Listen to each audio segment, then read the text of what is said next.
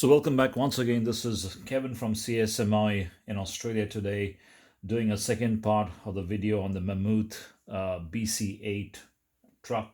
Um, Today we're going to talk about some assembly about the gearbox and about the tires. Let's get straight into it. Thanks for all your questions and emails that you have sent on some of our other videos, including this one. If you bought this truck and you're doing an assembly, just a quick tip that if this is the hex that engages into the shaft, you want to make sure the profile of the track of the tires has to go upwards. I'll bring it a bit more closer. As you can see, the profile of the marks of the tires or the tracks must actually go upwards, and the hex drive must be on the inside. This is very important. Otherwise, as per the instructions, you'll have cross-threading of the tires and probably wear it out in a different way. So this is the left-hand side tire. The profile goes upwards, or the thread pattern goes upwards. This is the right tire. And again, the threads and the pattern go upwards. So that's very important as per the books when you're assembling it. Another tip is if you're assembling these gearboxes, there are two sizes of pins on the inside. Let's bring it a bit more closer actually. So these pins, as you can see, there are two different lengths in them. So ensure that you're using the longer pins for the gearbox on the inside. If you put the shorter ones inside, you're going to face into problems because the shorter ones actually go into this particular gear, which then goes into this gearbox up here. So shorter pins for the smaller gearbox, the longer pins for the bigger gearbox. Simple to remember. Otherwise, you're going to face this problem. Another tip, when you're assembling the gearbox, you want the bearings to be actually sitting in the housing first. It just makes the assembly a lot more easier. I'm sure that when they machined the housing to fit the bearings, they would have had a very close clearance. However, once it's anodized, this clearance would have then reduced further, making the bearings a bit more harder to go in. And the simple trick you could do is the bearings have an inner race and an outer race, right? The rings, the two rings are actually called inner race and an outer race, and then you have the bearings in between.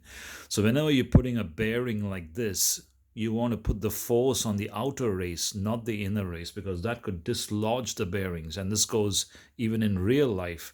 If you're putting a bearing in a housing, you must attack or push the outer race.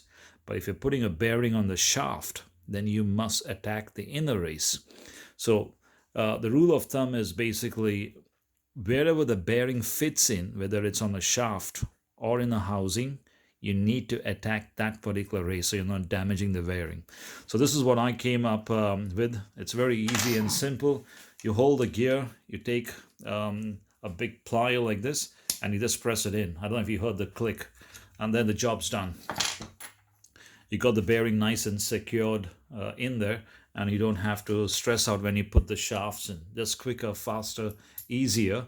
And it's handy that this gear is of the right diameter actually. So all you do, you just hold it up there, give it a tab, and then your job is done. So make sure they have given us some kind of a grease in the kit, but it's not sufficient enough. I like to put more grease, especially if you're driving this in the water and things like that. It just makes it a lot more easier to manage. So we'll go ahead and assemble this particular gearbox, and that's all we're going to talk into this video, some of the details about how it's been done. There's another thing I'd like to point out is when you put the gearbox, they actually provide you with a shim on the inside. Actually, you can see there's a brass shim. Let's see if I bring it into focus. You can see the gear shaft is a steel, and then you got a brass shim up there, and there's one on either side. So make sure you actually put that, because by putting that, it centralizes the center gear inside there, or the crown gear, which then gives a lot of gear contact between the teeth of these gears. By not putting the shims on the inside, this particular crown gear will then float, and if it floats, you're not making 100% or 80% gear contact between the teeth. So that's another crucial thing you don't want to miss out. So that's pretty much what we have on this second video. Yes, it is a short video about the gearbox only.